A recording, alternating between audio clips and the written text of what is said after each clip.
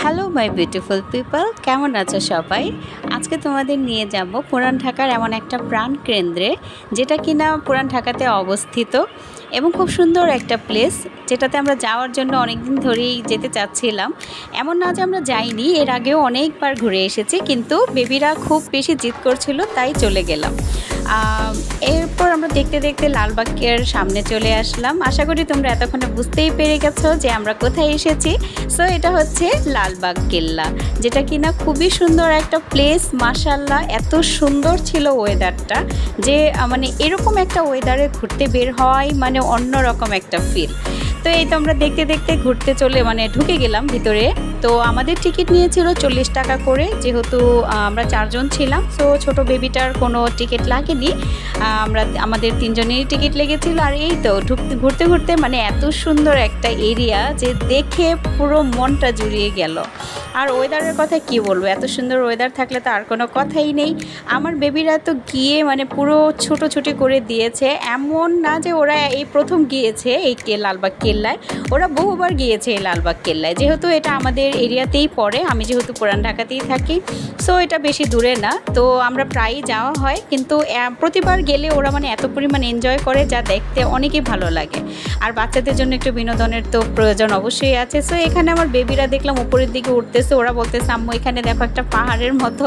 মানে বাচ্চাদের মন আর কি বলবো। আর এখানে আমার হাজব্যান্ডও দাঁড়িয়েছিল। তারপর আমার হাজব্যান্ড আর আমি হাঁটতেছিলাম একটু, আর ও আমাকে এই তো সামনের দিকে নিয়ে যাচ্ছিল যে আসো তোমাকে আমি নিয়ে যাই।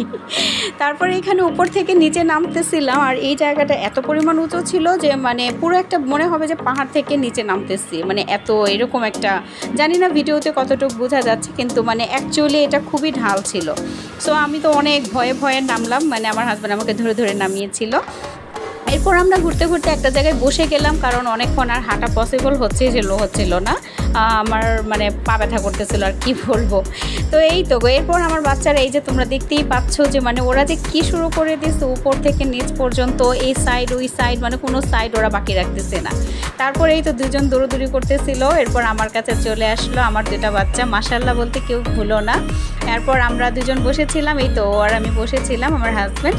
তো এরপর ভাবলাম যে আমরা এখানে অনেকটা সময় পার করি, কারণ খুবই ভালো লাগতেছিল। বসতে বসতে দেখি হঠাৎ করে আমার 2টা বেবি মানে ঘাসের উপর শুয়ে পড়ছে।